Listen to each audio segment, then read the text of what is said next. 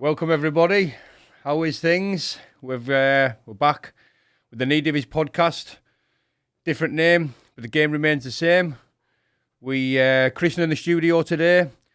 We have a special guest, Videocraig. Thank you very much for having me, Danny. Not a problem, I really brother. appreciate this. No problem, mate. Listen, we've been speaking behind the scenes for a little while. Yep. I've been looking forward to getting you on. Actually, there was potential this weekend. I was going to be coming on your podcast. Things changed. We arranged otherwise. You know, here you are. Very grateful for you coming, mate. Like I say, I've been looking forward to meeting you in the flesh.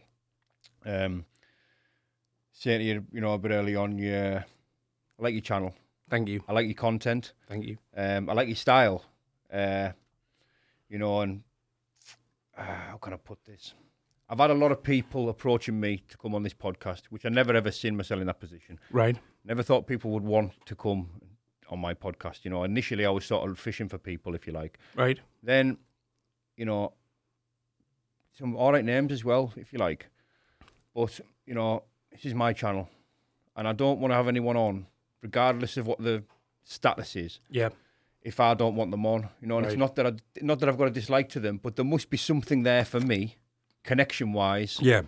For me to have them on. Like, it must be a conversation that you genuinely want to have. It has to be. I can't just do it for other people. You know what I mean? We've just finished speaking about that. Yeah. We're only interested in what we're interested in. I like your channel. I like your style. I like your direction as well. You don't come across super serious all the time, and I like that. Yeah. There's a few channels on there, and I watch them because, it reminds us in a sense, not to take life too seriously. Yeah. And I like that. I like to, change my direction a bit on YouTube with what I watch. Yep. You and KC, they're definitely two of me guilty pleasures at present. I do like watching them, you know what I mean? Whatever makes us laugh, I'll go back to. I've said this before. Whatever makes me feel good, we'll always go back. Well, I mean, every single day, it's yourself and Karma Corner, whose channels I go to first to wake myself up in the morning. Appreciate that, mate. Nice one. Let's get a little bit about yourself. This is about you. Right. I want to get a little bit of your backstory. Where you're born, where were you born, and what about your childhood, and maybe take us up to go as deep or as shallow as you like. Right. Talk about what you like, miss out what you want to miss out, and tell us, run up to say, secondary school. Okay, so I was born in Gateshead in 1980. I'm 42 years old now. I know I don't look it. I get that a lot. I was adopted. I've never met my biological parents. I don't know who they are. I was raised by Maureen and Tom, who I call Mum and Dad, have done my whole life, in Wallsend in Newcastle. I went to school. I got expelled at the age of 8 for just being a little twat, basically. Not like starting fights or bullying people or anything like that, just being really, really, really cheeky a lot of the time. So I was expelled at 8. I went to another primary school. Finished there, went to Thomas More High School, got expelled from there in year 9 for blasphemy in an RE exam, where it said who wrote the New Testament, and I put Matthew, Mark, Luke, John, and the uncredited Jonathan Ross. And what was the other one? I put a stupid answer to. It was something like, what did Jesus say about life in such and such a chapter? And I put, Jesus said life's like a box of chocolates. So I got expelled from there in year 9. Didn't get to go to another school until year 11, so I missed a year of school. Finished my last year in Monks Eaton. And started a happy hardcore label from my bedroom. I wanted to be an MC. So I just decided one day I was an MC. I wasn't very good, and we started making tapes in my bedroom. And then we started looking at how they were sold locally, because back in those days, every single town in city had independent record shops. Like there was Rhythm Records in Wallsend, there was M West Music, and there would have been one in Carlisle as well. They're all closed now. But so I started making tapes in my bedroom, but we were making tapes as if they were recorded in a nightclub. We gave the nightclub a name, it was called Raw. And then we started selling the tapes from this nightclub. We're like, we'll work at Raw Club in the town there. And we're selling the tapes on sale or return. So we'd take, say, 10 tapes to a shop. They'd put them out for £7. We'd go back in a few weeks. Anything that sold, they'd give a £4 a unit back. And before we knew where we were turning over like £600 a week from 10 shops across the northeast at 16-year-old. I mean, So then we actually thought we should probably put an actual night on somewhere, but we're too young to get in anywhere. So eventually we ended up putting something on at the High Pit in Cramlington, which isn't there anymore now as well. It was like a working men's club, but they had a big function room. And I don't think that they were too bothered about the fact that none of us were old enough to be in there. So we put a night on there. It was a success. And then again, it just grew and grew and grew. And by the time I reached 19, I was MC at the After Dark in South Shields. MC Dapsy. After Dark takes me back. Yeah, man. I've got all my old sets online, actually. They're all on MC Dapsy on YouTube. I re-uploaded them during lockdown. Class. And, yeah, so then from there, I had about, because I was making a lot of money, I had a home studio worth about 25,000. And it was back in the days when, this will mean nothing to you, but now everything's on computer. Back in those days, everything was all MIDI hardware. So as opposed to opening up a plug-in on a screen that would look like a piece of equipment, you physically had the piece of equipment. I had racks and racks of this stuff, and I couldn't use any of it properly, so I thought, I should do an insurance job. So I did an insurance job, hid it all in my mate's loft, so we got broke into. Got a payout of like 23 grand. 6 months afterwards, knock at the door, police raided 3 addresses, found what was left of the equipment. I got arrested, and in 2002, I went to prison for that. I was sentenced to 6 months. I did 6 weeks inside and then 6 weeks on a tag. Pink Panther City. Yeah. So, in and out, really. But when I was in prison, I wrote lots and lots and lots of songs. That's all I did was, like, my first 2 weeks I was in Durham. And I didn't even really leave the cell unless it was to get food. I was just sitting, just writing songs. I was, like, living in my own head. And I just kept focusing on this number. It's only 6 weeks. It's only 6 weeks. And then the last 4 weeks I got moved to Wheelston, which was an open prison, and it was like Butlins without the birds on the beach, basically. Yeah. So with all these songs and that I had, I contacted a music producer I knew from school who was really good, called Dominic Peters. And I went to his, and over like 6 weeks, again, we're just recording every day. I put all these songs down. And I was living in Leicester at the time, because my girlfriend at the time went to university down there. I went to a shop called Too Funky Records, and I had some flyers out, and it said demos wanted, hip hop, blah blah blah. So I thought, all right. So I sent them a demo, and I got signed just like that. I sent off one demo CD, and I got a record deal.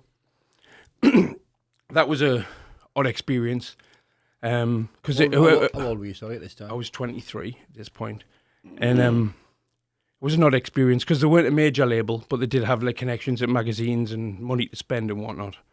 So they produced and marketed and distributed my first album, and I never got paid for it.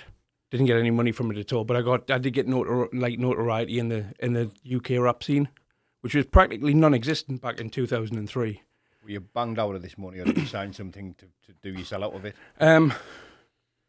Neither really. It was just they spent, I think, all the money that my record made, they spent on other artists. Right. And when it came time to pay, they just genuinely didn't have the money, and the company folded.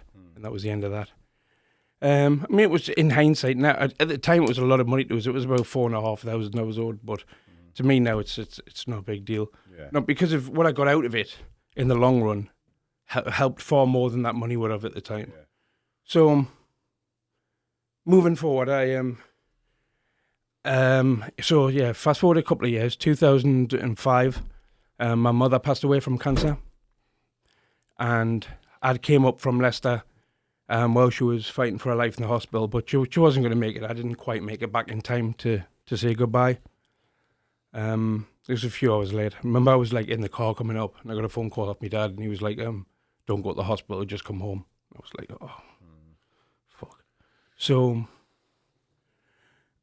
next day, I've got a lifelong friend called Darren from up here, and the next day I'm walking around Newcastle City Centre with him, just, trying to take my mind off things and talking. Somebody gave a flyer for a gig with Skinny Man, who was a massive rapper back then from London, and he was performing in Newcastle that night. So we're like, fuck it, let's go. So I went to the show, and after I had this big, fur coat at the time, so I used to like standing out. Probably why I've got the mohawk now. And Skinny Man came up to me to say something about my jacket, and I was like, "Oh fucking hell, it's you!" And I was like, "I'm a rapper. Will you do a song with us?" And he was like, "Yeah." And I was like, "I'll pay you." And he gives his number, and I was like, "He's not." The next morning, I've rang him up. And he's like, "Yeah, I'll come to your studio now. Just give us 250 quid. I'll give you a verse." I was like, "Fucking right." So Skinny Man turns up at this gig right now. I had somebody else's phone I had, right? And it had Olivia written on it. Because that was in my girlfriend at the time. Well, it was her phone. It had Olivia on it. And when case. Sorry? On the case, yeah. Right. When I've shown him the thing in my club to put my number into his phone, he's put it in as Oliver. And so the next day at the studio, he called us Oliver for the whole day. And I thought, it's Skinny Man, I can't be asked to correct him. I'll just get this verse and we're done. So got the verse off him. 2 or 3 months later, I found a video director. We went down to Brixton. We shot the music video. And then the music video went straight onto TV, straight onto Channel U was at the time. That became Channel AKA. And I got a phone call off my friend who ran a marketing company. He's like, "I want to do some marketing for you." He said, "But I want to introduce you to this guy from Milton Keynes called Dom Rampello. He runs a label in a studio. I think he'd benefit you a lot." And when I've looked into it, this guy's company's called Hip Hop Village. Now, hold on, I need a drink of water. Take your time, brother. So this Hip Hop Village is a record label that at the time they had like Asher D and some of the So Solid crew coming off their big major deals, like their solo deals were with this company. And I'd been trying to contact this company for probably about 2 years, just hounding them. Couldn't get a phone call back, an email back, nothing answered at all. So this guy's introduces to him. The guy's name was Trickster. He introduces this guy, Dom, who run Hip Hop Village. And before I knew it, I'm sitting, Dom's picked us up from Milton Keynes bus station. And he's selling himself to me as to why I should sign to him. And I was just like, this is the perfect situation. And I'm like, all right, yeah. I mean, I've told him since. I was like, I'd been hounding you for 2 years. I didn't know it was you I need to talk to. Yeah. So they give me a deal and for 5 projects, but then also a label deal as well where I could sign my own artists. It's still 2005. This 2005, yeah. And so we started releasing in 2006, and my first royalty check off them was £15,000. And at this point in life, I've never really had any money. Like, my jobs have been like working in call centres or doing the rave things, but the rave things, we've had to split that 4 ways. You know what I mean? And so my first check was 15,000. The month after, I think I got 8,000, and they kept on like that between sort of 7,000 and 15,000 a month for about 2 years. And I just became the biggest twat walking the face of the planet. I thought it was fucking Robbie Williams. Like, I really, really did. And as a result, the music, the style, the quality of music suffered massively. I put an album out called Street Karma in the end to fulfill the deal. The album might as well have been called That'll Fucking Do. It was shit. There were songs on there that would have like, it's meant to be my album where I do the 4-bar chorus and then there's 3 other rappers doing a verse each. And that's all you hear me is for the little chorus bit. And I was just like... So that went pear-shaped. But on the back of that, I started my own distribution company. So due to this slide, yeah, did you get shown the door or what? Sorry? Due to this slide, you know what happened? Where did it go? Well, fast forward a few years, that company folded as well. Right. Dom runs a nightclub now in... like a contributing Milton factor Keynes. To that. Probably, yeah. I mean, mind you, that's another company. They liquidated the orders 60,000 when they liquidated. But when you take into account the hundreds of thousands of pounds that they paid us over the years, yeah, you know what I mean. I understand these things happen. Yeah. But yeah, man, I was a fucking arsehole. I met somebody the other day on YouTube. They were like, "Oh, a guy called Sai," and he was like, "We've met before." I was like, "Have we?" He said, "Yeah." He said, "I used to play your song, Walking in the Rain, all the time." He said, "And then I met you, and I never listened to you again because you were a twat." But I was, you know what I mean? I was sniffing my face off, paying for sniff for a load of hangers-on.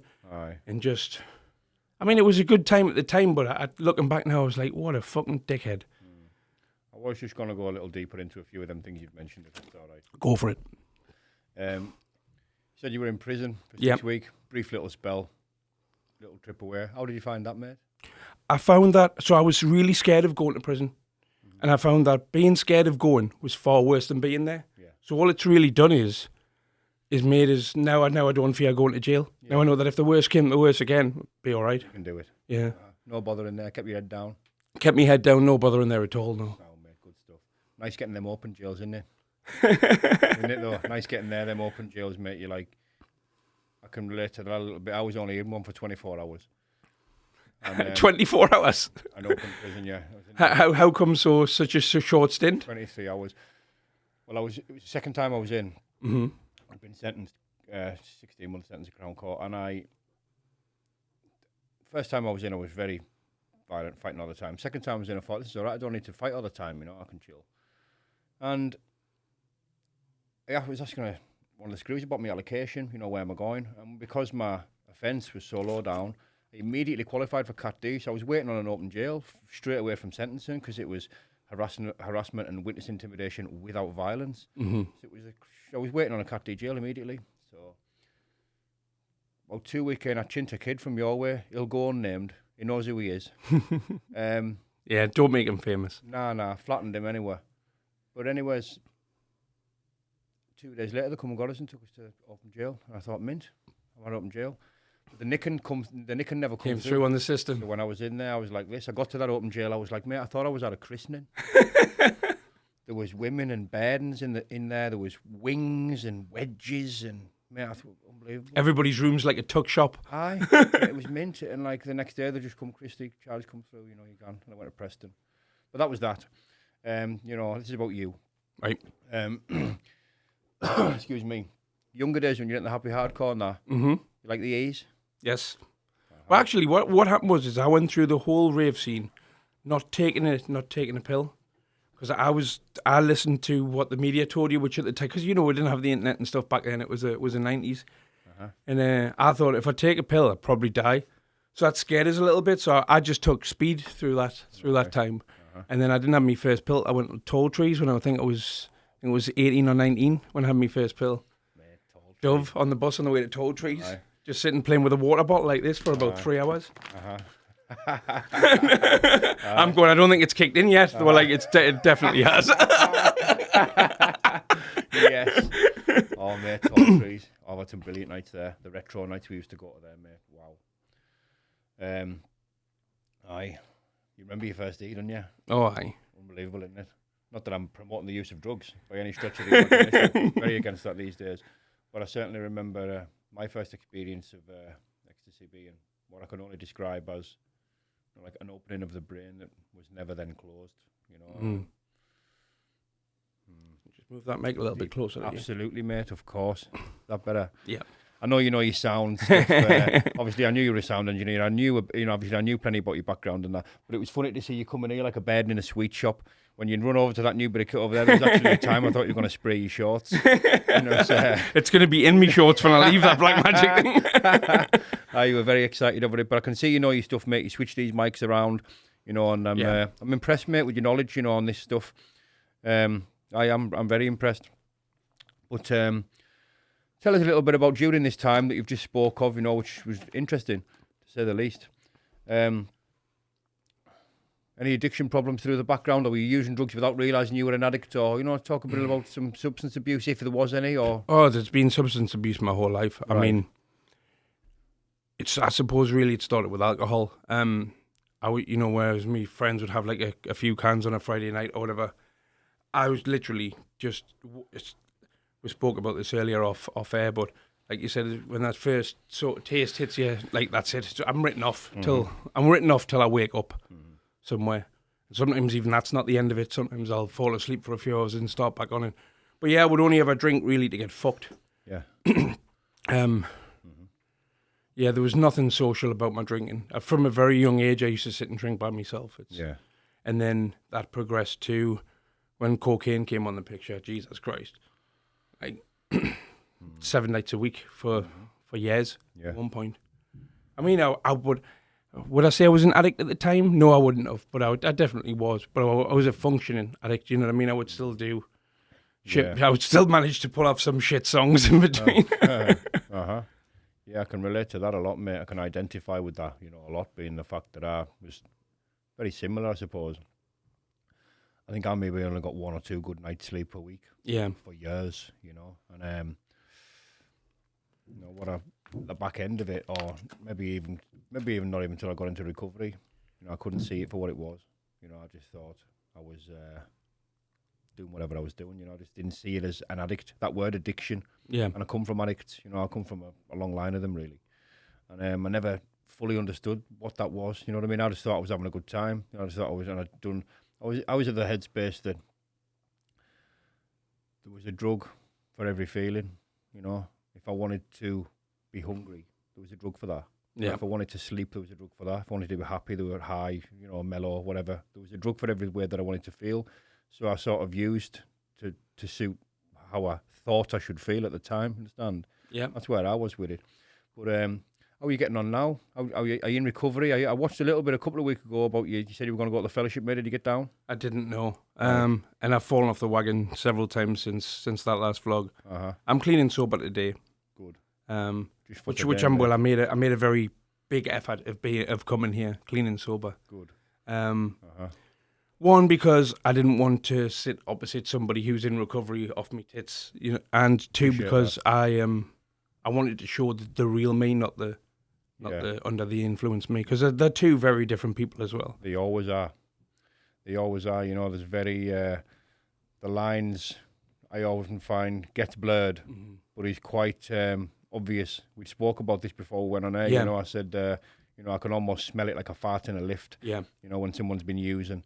And you'd have to be in a very high tolerance, very expert, experienced, low dosage user, if you like, to think you could, anyone can really get away with that. Not that I've got anything against that, and I don't mean get away with it, but I mean do it without me noticing. You know what I mean? I wouldn't. And many a time, we spoke about someone I've had on the podcast before. Yeah. Many a time it'll go unnamed, but many a time, I just know. I won't mention it and make an issue of it, but it does kind of hinder the conversation, because it blocks the avenues that I want to go down, because I know I'm not going to get the best out of that person in the avenues that I'm pursuing. So it can restrict the conversation a little bit. But I really appreciate you saying that, mate, and thank you very much. You're welcome. Take us a little bit from where you were, mate. Your job at the record label went bang. The label went bang. Sorry. Yeah, the label went bang. And I started my own company, CDT Entertainment Limited, with my father as my business partner, and also more importantly my accountant. And we started basically. There's a huge there used to be a huge, because everything's digital now, but this is back in the days of CDs and DVDs. Yeah. And there was a huge gap in the market for physical distribution, because all the major labels would own the distributors. And if a project wasn't selling in excess of, say, 50,000 units, they weren't interested in it. That was a flop to them. Uh-huh. Whereas, a lot of UK rap projects at the time, if they sold 10,000 units, they'd done well. So we provided we got a deal with one of the bigger distributors, and then we acted as the middleman, and we took on these smaller projects and distributed them worldwide. So all the rappers thought the sunshine out my arse, because that was the only way of getting the CDs and HMV and stuff like that. Yeah. So did that for years. That went really well. Then we started making DVD documentaries. They did it all right. And then I kind of ended up on YouTube by accident. Right. Come on, tell us a little bit about that. So there's a guy called there's a young lad called Mackenzie from Consett in Durham, and he's 20 now. I've been working with him since he was 12. He's a singer, turned TikToker. Now, his mum's a good friend of mine, so I was sort of working with him, doing some stuff for his YouTube channel. I know you mean. Doing some stuff for his YouTube channel back in his early days. And as they progressed, they brought me with them. So I've gone from filming a music video in, Biker in Newcastle under a street light, because the street light was a certain colour, and I was like, oh, this will look good, we'll film it here. Fast forward a few years, and I'm sitting in DreamWorks studio in Hollywood with them as the video guy. DreamWorks, the company that made Shrek and stuff like that. So they've got a YouTube deal with DreamWorks at this point, who had an offshoot called Awesomeness TV, which was their kids' YouTube division. So they've taken me as his video guy to this meeting, and I'm meeting all these people and doing all this stuff for his channel. And that went really well. I got involved with a TV show called Dance Moms. And I ended up running the YouTube channel for Abby Lee Miller, who is there's this TV show called Dance Moms. It's showed in 152 countries. It's 8 seasons in. It's about a dance school in California. The dance school is owned by Abby Lee Miller. So I started doing her personal YouTube channel for her. I was on 30,000 subscribers, I think, when I took it over. And it's on about 430,000 now. So I had a good run with that. But I was only on 10% of what the channel made. So as I'm doing all this work and whatnot, I'm thinking, if I put the same amount of time into my own channel, I'd only have to do 10% of the views to get paid the same. Yeah. So I might as well do something for myself now. And I wanted to get into comedy and stuff. So that's how I'm here, basically. Yeah. Well done, mate. Well, I like that. I like that a lot. I like your channel, I've said that. But it was a topic thing I was going to go in. I was going to ask you about. What's this? You'll know a lot more about than me. Right. And anything you don't want to discuss, just say, and that's fine. Let's go. This Steve Wraith, Paddy Conroy saga, we call it now. Yep. I've met Steve Wraith once. Yep. Brief conversation with him. Spoke to him on the phone a couple of times. I like the guy. You know what I mean? He seems professional. I just like him. There's something about him I like him. I think he handles himself with a bit of class. He does, yes. I think he does, you know. Now, Paddy Conroy as well. Very outspoken. You know, says some, if you like, controversial things, if you like. But I like Paddy as well. Yep. Now, I'm, you know, someone I mentioned to a few people just recently, actually, you know. I like to be in that position. You know, I like to be in a position where I can like two people that don't like each other, you know. So that's where I am on it. Where are you on it, mate? Right, so I ended up in this by complete accident. I used to have a podcast called the Nee Podcast, which was about before the Videocraig channel. When I was doing that podcast, Paddy started making YouTube videos, and I thought, I came across him one day, I'm not sure how. I was like, fucking hell, he'd be great to get on the podcast. So I sent him a message, do you want to come on? He said he would. And then a couple of weeks later, I had Steve Wraith on. I think Steve Wraith was on episode 7 or something. There's 52 episodes of it before I stopped it. So the next time I said to Paddy, right, can we sort a date out? And he said, no. He said, you've had the enemy on. Now, I didn't even know that it was Steve Wraith that he was talking about. So at this point, I've known Steve Wraith for about 8 to 10 years, but in no more than just walking past him and going, all right, Steve, are you all right, Craig? That's it. Because I used to be a customer at these boxing events. Do you know what I mean? Like, so he says that he's not sure if he can remember us. There's no reason why he would. Do you know what I mean? I was just another customer at his events. I knew him because I'm at his event. Of course. So then Paddy's got it in his head then that I'm part of their team and that's that. So then I started watching more of it, and there was, you know, Paddy will say a lot of stuff on these things that if you just do a little bit of research, you can see he's made them up. Like he said, somebody said this on this podcast, and then you go and look at the clip and it's not what they said at all. So I made a video where I would play Paddy saying something and then playing the clip that proves it's bollocks kind of thing. That got a bit of traction. And then when I started the Videocraig channel, I'd start the Videocraig channel, because that video was on it. And I was starting a new podcast. I invited 5 or 6 people to be the first guest. And Steve was like, oh, I'd like to do it. He said, we might as well sit down and talk about this Paddy Conroy thing properly, which we did. I think it's 2.5 hours long. Watched a little bit of it. Yeah. So now in Paddy's head at this point, because this is going back to December, I'm now 100% on their team. But I'm like, well, Paddy, you can come on anytime you want. I'm not going on your channel. Right, okay, fair enough. And then Paddy's just been megging it. And obviously, I see this comedy gold me because he's very, very easy to take the piss out of backwards. So I've just been having a bit back and forth with him online. But where do I sit with it? Excuse me. I like Steve Wraith. I like the Sayers family. They've been nothing but gentlemen to us. You know what I mean? There's no reason for us to dislike them at all. Mm-hmm. Speak very highly of them. When Paddy's not threatening my life, I find him quite entertaining. It's a shame he won't come on because I think he would be a great guest. Yeah, likewise. To sit opposite us and sit and, you know, likewise. talk. So I think he would be surprised at how little I want to talk about this stuff that, that is he a police informer or not? I'm like, I don't really care.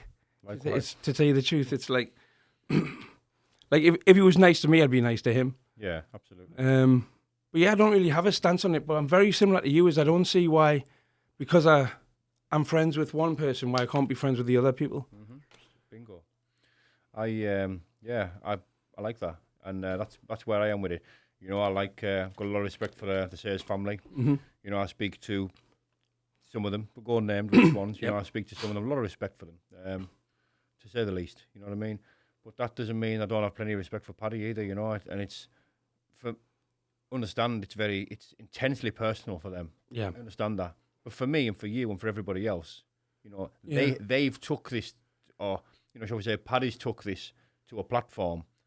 You know, and I'm not sure. I haven't seen much of any of the Sayers talking about it. I think I really haven't. But I've seen Paddy taking it to a platform now. That all that's doing is creating it and turning it into entertainment for the masses. Mm-hmm. So when you get entertainment for the masses, what you're going to get? You're going to get mass feedback. You know what I mean? And that's what he gets, and that's you know, and that's everybody having an opinion. And that's where I am. You know, but my opinion on it is I don't really know enough about the history of the Chew. Yeah. To comment, so I don't. And it's like it's not football, you know what I mean? You don't have to pick a team. You can just Bingo. I just want to watch the game. Yeah. So to speak. Yeah. Of course. Likewise, mate. I like that. I wish them all the very best, the pair of them. Likewise. Now, I've heard you say you're a bit of a boxing fanatic, and I believe you are. I am, yeah. Yeah. Tell us some big fights you've been to, mate. I was at both Froch and Groves fights. Uh-huh. The biggest fight I've probably been to was Danny Garcia and Zab Judah in Brooklyn. I remember that. That was excellent. Uh-huh. Were you over there working at the time with the job? No, I'd gone over just for the fight, and it was. I love New York. I've been to New York 11 times, but it was a bit of a fucking nightmare that because the fight got postponed because I think Garcia hurt his hand, but I had the flights and hotels and everything booked for that day, so I ended up going twice for the fight. But yeah, it was a great night. Aye, I bet. Always wanted to go to across the pond. Unfortunately, at the minute with my convictions, I think it's going to be quite difficult. Well, you can do what I do and just lie through your teeth on the phone. I seem to have done that all my life, mate. It never seems to get us anywhere, you know. So I'm part of an honest program now, mate. So it is what it is. And this keeps getting through us a little bit. This honest program, so I'm going to touch on it a little bit. Being part of an honest program, you know, it doesn't mean that I have to answer every idiot question, if you like, with all honesty. For me, it's about being honest with myself. You know what I mean? Well, I can remember from back when I was in the fellowship that you know, it's being honest, but also not if it's going to hurt somebody else. Absolutely, mate. Absolutely, yeah. I like that, mate. You ever been to Wembley and watched boxing? I've been to Wembley Stadium, yeah, for Froch Groves too. I went to there. First and only time I've ever been there to watch Joshua. Oh, mate. Was it Klitschko? No. The little Russian fella. One who sparked Dylan White. Terrible, mate. Oh, mate. Oh, God, what's he called? You know the little one who just flattened Dylan White? Know exactly who you mean. Povetkin. Povetkin, bingo. Head just went a bit there. Yeah, I went out with a friend of mine to watch that. Brilliant. Atmosphere was unbelievable. Mm-hmm. Absolutely unbelievable.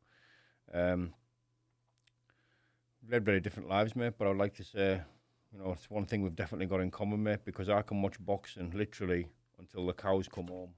You know, there's no limit to the time that I can watch boxing, mate. I love it. You know what I mean? I absolutely love it. Recently I went to Cornbrook. Ah, you were there, were you? Yeah. Do you attend any the local amateur shows and that when they're on? I haven't for a long time, but I'm going to start again, definitely. Good. I miss them. I think it was because I was starved of boxing for so long during lockdown. I was like, right, when things open up again, I'm going to go to everything I possibly can now. You gone big. Yeah. Anything I possibly can, big or small, I'll go. Aye. I speaking to just my manager last night about the talent in the amateurs. You know, it's always been massive. But I can get more entertainment, visual satisfaction, if you like, from watching an amateur card, a good amateur card in the championships when you're dealing with top kids, your England reps and so on.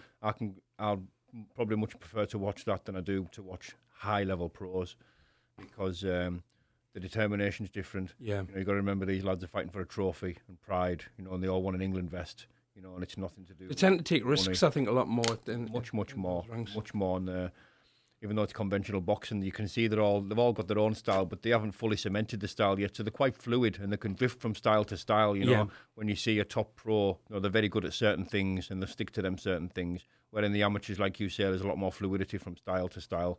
And I just love to watch amateur boxing, mate. I can watch it forever, and I mean forever. Anything that you would like to cover or mention, mate? What about? I know you got this channel, and I know it's doing well. And I like it, but are you increasing what you do, and are you going down any other avenues? Or are you continuing to do what you do and sticking to basically the comedy factor of it all, which I like? Well, so on my channel now, regularly on a weekly basis, I'm trying to put up one clip of us doing stand-up comedy, one podcast, which is hopefully I'm on episode 5 at the moment. So I'm trying to put out a stand-up comedy clip, one podcast that we do a live on a Tuesday night, and then like sort of 4 other just random funny videos taking the piss out, whatever. But what I am trying to focus on is I'm trying to move away from this very little specific niche I'm in at the moment.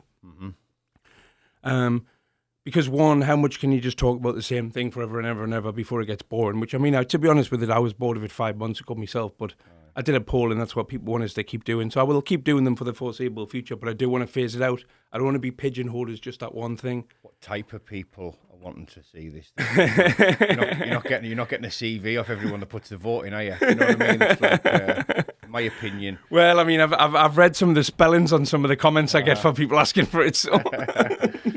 Well, like I say, I can't say I don't want to say get enough of your channel, but I can't not watch it. You know what I mean? I've got it on me notifications. Brilliant. Someone comes up, you know, I'll get a look at it. You know what I mean? And I must admit, it's entertaining. You know, thank you very much. I can't. You know, I go from you know, can go from a smile immediately because I know where it's going. You know what I mean? To a fit of laughter where I must rewind it because I've missed so much.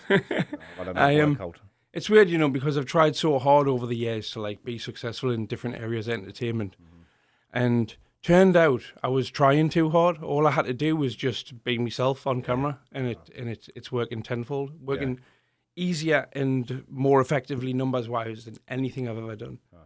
Because you know, I mean, I've got a budget. I've had a budget for this channel of basically nothing. Yes, I have the equipment already, which has been a massive help, and also the knowledge on how to use it. Yeah, but. You know, I mean, I'm on nearly 700,000 views now since December, and it's like, for just some kid sitting in his living room, it's never done that sort of thing before.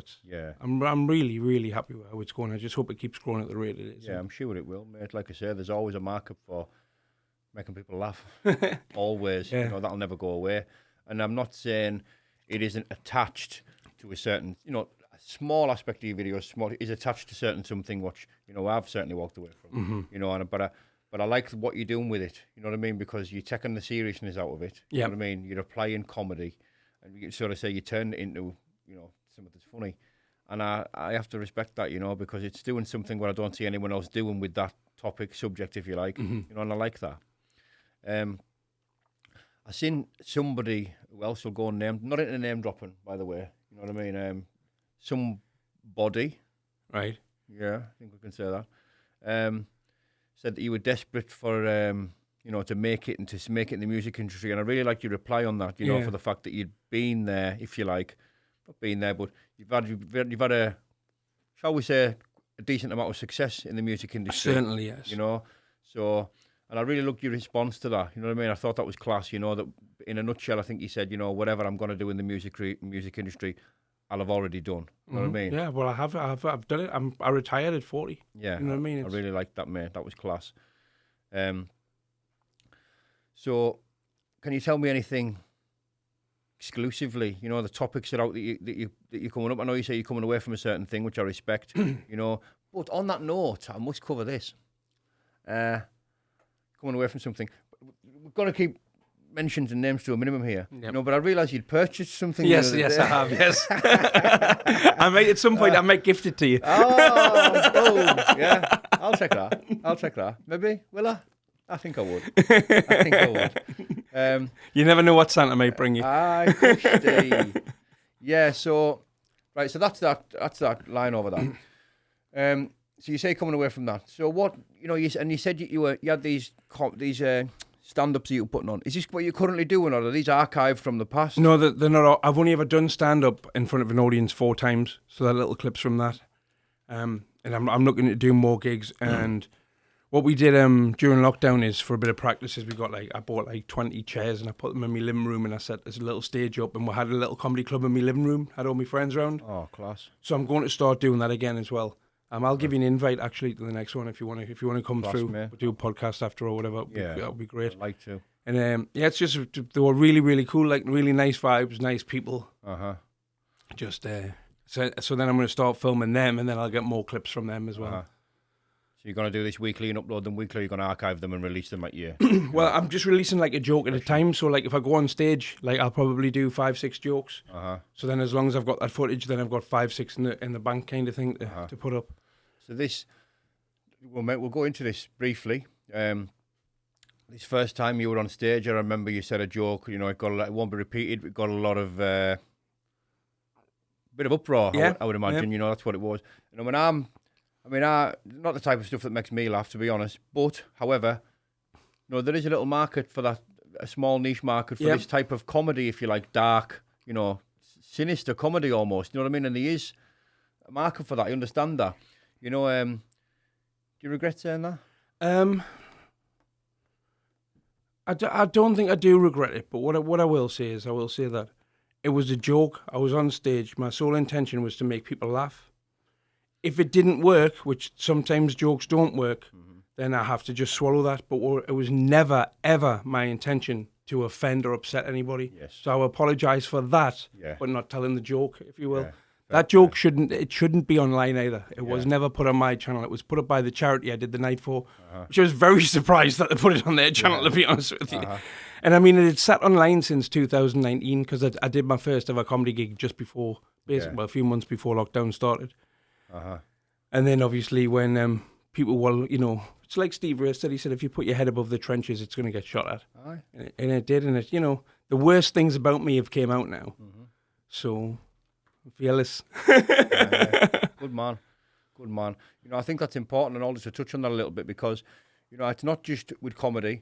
I suppose it is a little bit. It's with quite a broad spectrum of things what people talk about and that because, man, I love taking the piss at work. You know what I mean? I'm a world champion at it. You know what I mean? But there has to be a difference between. You have to know your limits with it, of course. Yeah. Because there's a certain camaraderie in. Scaffolding world, you know what I mean? You're a bit of a team. You all work together. Or it's not going to work. Do you know what I mean? But the piss taking element, I love. You know what I mean? And I'm good at it. I've slowly, mastered the art of it over the years. Got a black belt and everything. Well, I have. I'm a bit of a third dan at the minute. And but that's my delivery used to be a lot different to what it is now. Right. But now I think I was going to touch a little bit. I'll relate to a little bit what you've said. I think the difference is the intention. The intention for me is to have a laugh, and I know the type of people I'm dealing with, and I know the kind of responses I'm going to get, and I know how what I say is going to be digested. You know what I mean? Yeah, you know your audience. I knew my audience in the club that night. It wasn't meant for me, mate. My mate's wife was like, "Oh, look, Craig's on YouTube. What the hell is it?" You know what I mean? Yeah. It wasn't meant for that. Yeah, absolutely. And I think that's I'm sure if I filmed you at work taking the piss out your friends and put stuff up with it, you'd upset people. I'd get slaughtered. Absolutely slaughtered. You know what I mean? Well, there's an idea for a video for us. Listen, mate, I was going to do that.